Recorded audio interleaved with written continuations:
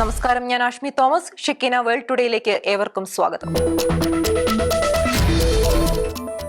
വെനസ്വേലയുമായി America യുദ്ധത്തിലല്ലെന്ന് US state secretary Marco Rubio. വെനസ്വേലയിൽ US നയം നടപ്പിലാക്കുകയാണെന്നും സൈനികരെ വിന്യസിക്കുകയല്ലെന്നും റൂബിയോ വ്യക്തമാക്കി. മയക്കുമരുന്ന് കച്ചവടക്കാരുമായിട്ടാണ് അമേരിക്കയുടെ യുദ്ധം. ഇതാണിപ്പോൾ രാജ്യത്തിന്റെ നയമെന്നും റൂബിയോ വ്യക്തമാക്കി. മയക്കുമരുന്നുമായി US ലക്ഷ്യമാക്കി വരുന്ന ബോട്ടുകൾ പിടിച്ചെടുക്കുന്നത് തുടരുമെന്നും അദ്ദേഹം കൂട്ടിച്ചേർത്തു.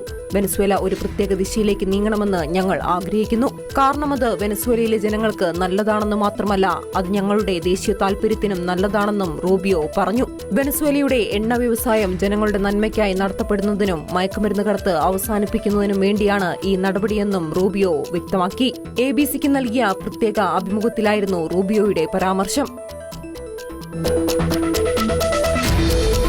ഇറാനെതിരെ വെല്ലുവിളിയും ഭീഷണിയും തുടർന്ന് US പ്രസിഡന്റ് ഡൊണാൾഡ് ട്രംപ്. ഇറാനിൽ രണ്ടാം ആഴ്ചയിലേക്ക് കടന്ന പ്രക്ഷോഭത്തിൽ കൂടുതൽ പ്രതിഷേധക്കാർ ഇനിയും കൊല്ലപ്പെട്ടാൽ കടുത്ത പ്രത്യാഘാതം നേരിടേണ്ടി വരുമെന്നും അത് ഇറാനെ വളരെ കഠിനമായി ബാധിക്കുമെന്നും ട്രംപ് മുന്നറിയിപ്പ് നൽകി.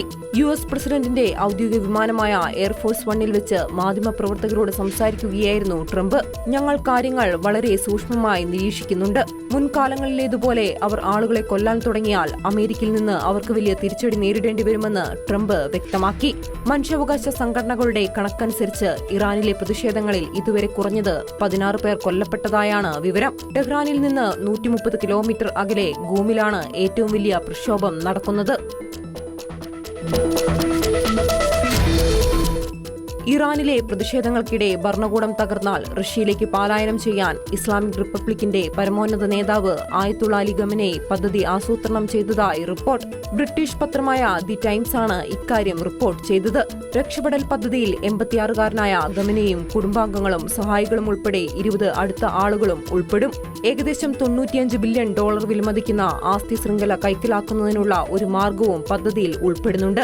ഇറാനിലെ ഏറ്റവും ശക്തമായ സംഘടനകളിലൊന്നായ സെറ്റാഡ് സംഘടനയും സാമ്പത്തിക അവ്യക്തതയ്ക്ക് പേരുകേട്ട ആയത്തുള്ളയുടെ അർദ്ധസംസ്ഥാന ചാരിറ്റബിൾ ഫൗണ്ടേഷനുകളും ഇതിൽ ഉൾപ്പെടും.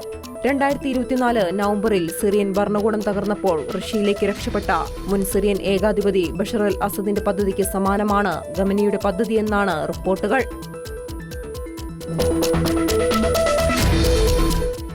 നൈജീരിയയിലെ നൈജർ സംസ്ഥാനത്തെ മാർക്കറ്റിൽ തീവ്രവാദി ആക്രമണം. തോക്കുധാരികൾ നടത്തിയ ആക്രമണത്തിൽ 40 പേർ കൊല്ലപ്പെട്ടു. സ്ത്രീകളും കുട്ടികളുമടക്കം നിരവധി പേരെ തട്ടിക്കൊണ്ടുപോകുകയും മാർക്കറ്റ് ആയുധധാരികൾ കൊള്ളയടിക്കുകയും ചെയ്തതായി പോലീസ് അറിയിച്ചു. ഡെമോ ഗ്രാമത്തിലെ കസ്വാൻഡാജി മാർക്കറ്റിലാണ് ക്രൂരമായ അതിക്രമം അരങ്ങേറിയത്.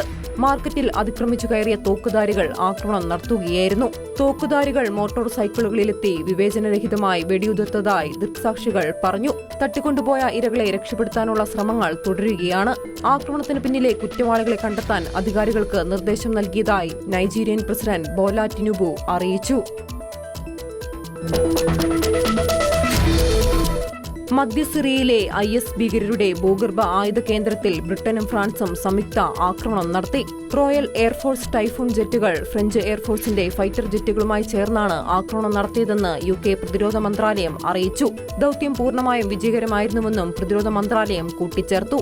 FGR-4 യുദ്ധവിമാനങ്ങളാണ് ആക്രമണത്തിൽ പങ്കെടുത്തതെന്നും പ്രതിരോധ വകുപ്പ് വ്യക്തമാക്കി. ആക്രമണം വിജയകരമായിരുന്നുവെന്ന് പ്രതിരോധ സെക്രട്ടറി ജോൺ ഹീലി പറഞ്ഞു. IS ഭീഷണി അവസാനിപ്പിക്കാൻ സഖ്യകക്ഷികളുമായി തോളോട് തോൾ ചേർന്ന് പ്രവർത്തിക്കുമെന്നും അദ്ദേഹം വ്യക്തമാക്കി. IS-നെതിരെ ഒരു ദശകത്തിൽ ഏറെയായി US നേതൃത്വത്തിലുള്ള സഖ്യത്തിൽ ബ്രിട്ടനും ഫ്രാൻസും പങ്കാളികളാണ്.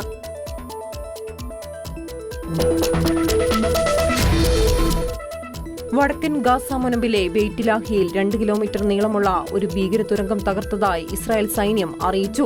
ഗാസ ഡിവിഷനിലെ നോർത്തേൺ ബ്രിഗേഡിലെ സൈനികരും യഹ്ലോങ് കോമ്പാറ്റ് എഞ്ചിനീയർമാരും ചേർന്ന് പ്രദേശത്തെ തീവ്രവാദ അടിസ്ഥാന സൗകര്യങ്ങൾ നീക്കം ചെയ്യുന്നതിനുള്ള പ്രവർത്തനങ്ങൾ തുടരുന്നതിനിടെയാണ് തുരങ്കം കണ്ടെത്തി നശിപ്പിച്ചത്.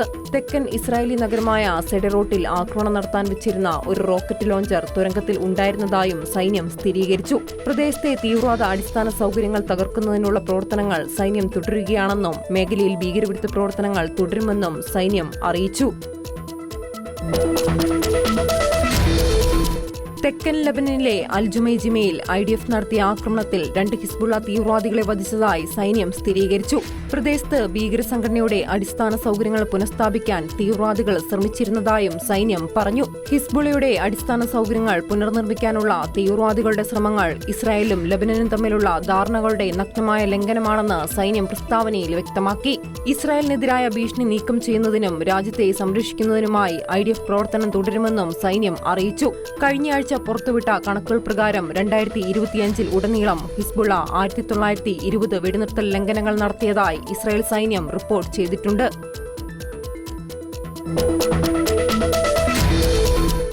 ഇന്ത്യക്കെതിരെ വീണ്ടും നികുതി ഭീഷണി മുഴക്കി അമേരിക്കൻ പ്രസിഡന്റ് ഡൊണാൾഡ് ട്രംപ്. അമേരിക്കയുടെ വ്യാപാര ഊർജ്ജ താൽപര്യങ്ങൾക്കനുസരിച്ച് ഇന്ത്യ നീങ്ങിയില്ലെങ്കിൽ ഇന്ത്യൻ ഉൽപ്പന്നങ്ങളുടെ മേൽ അതിവേഗത്തിൽ അധിക നികുതി ചുമത്തുമെന്ന് ട്രംപ് മുന്നറിയിപ്പ് നൽകി.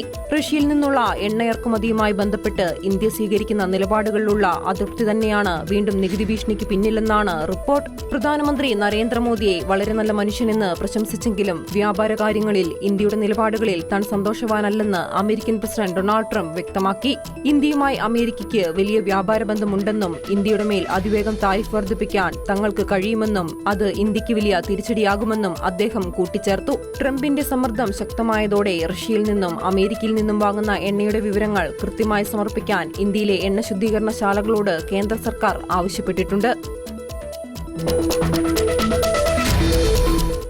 റഷ്യയുടെ തലസ്ഥാനമായ മോസ്കോയിലേക്ക് തുടർച്ചയായ ഡ്രോൺ ആക്രമണം നടത്തി യുക്രൈൻ. ആക്രമണത്തിന് പിന്നാലെ മോസ്കോയിലെ 4 വിമാനത്താവളങ്ങളിൽ 3 അടച്ചിട്ടു. ആക്രമണത്തിന് മറുപടിയുമായി റഷ്യ യുക്രൈനിലെ തലസ്ഥാനമായ കീവിൽ വ്യോമാക്രമണം നടത്തി. റഷ്യൻ ആക്രമണത്തിൽ ഒരു സിവിലിയൻ കൊല്ലപ്പെട്ടതായി കൈവിന്റെ സൈനിക ഭരണകൂട മേധാവി അറിയിച്ചു. യുക്രൈനുമായി അതിർത്തി പങ്കിടുന്ന റഷ്യയിലെ ബെൽഗോറോഡ് മേഖലയിൽ ഒരു കുടുംബം സഞ്ചരിച്ച കാറിന് നേരെ യുക്രൈൻ നടത്തിയ ഡ്രോൺ ആക്രമണത്തിൽ ഒരാൾ കൊല്ലപ്പെടുകയും 4 വയസ്സുകാരൻ ഉൾപ്പെടെ 2 പേർക്ക് പരിക്കേൽക്കുകയും ചെയ്തിരുന്നു. ദക്ഷിണ Korean president Lee Jae myung Chinese president Xi ജിൻപിങ്ങുമായി കൂടിക്കാഴ്ച നടത്തി. ദക്ഷിണ കൊറിയയും ചൈനയും തമ്മിലുള്ള സഹകരണം മെച്ചപ്പെടുത്തുന്നതിന്റെ ഭാഗമായാണ് കൂടിക്കാഴ്ച. 5 വർഷത്തിനു ശേഷമാണ് ഒരു ദക്ഷിണ കൊറിയൻ നേതാവ് ചൈന സന്ദർശിക്കുന്നത്. സാമ്പത്തിക സഹകരണം ഉറപ്പാക്കുന്നതിനൊപ്പം മേഖലയിലെ സുരക്ഷാ പ്രശ്നങ്ങളും ചർച്ചകളിൽ പ്രധാന വിഷയമായി. ഉത്തര കൊറിയയുടെ ആണവായുധ പരീക്ഷണങ്ങൾ നിയന്ത്രിക്കാൻ ദക്ഷിണ കൊറിയ ചൈനയുടെ സഹായം തേടും. അതേസമയം അമേരിക്കയുടെയും ജപ്പാന്റെയും അടുത്ത സുഹൃത്തായ ദക്ഷിണ കൊറിയ ചൈനയുമായി അടുക്കുന്നത് ഏഷ്യൻ മേഖലയിലെ രാഷ്ട്രീയത്തിൽ വലിയ മാറ്റങ്ങൾക്ക് വഴിതുറക്കുമെന്നാണ് റിപ്പോർട്ടുകൾ. തായ്വാൻ വിഷയത്തിൽ ചൈനയും ജപ്പാനും തമ്മിൽ തർക്കം നിലനിൽക്കുന്ന സാഹചര്യത്തിലാണ് ദക്ഷിണ കൊറിയൻ പ്രസിഡന്റിന്റെ സന്ദർശനം. ചൈനയുമായുള്ള ബന്ധം സാധാരണ നിലയിലാക്കാനും പുതിയ തലത്തിലേക്ക് ഉയർത്താനും ഈ യാത്ര സഹായിക്കുമെന്ന് ലീ ജെ-മ്യൂങ് പറഞ്ഞു. വേൾഡ് ടുഡേ സമാപിക്കുന്നു. നന്ദി, നമസ്കാരം.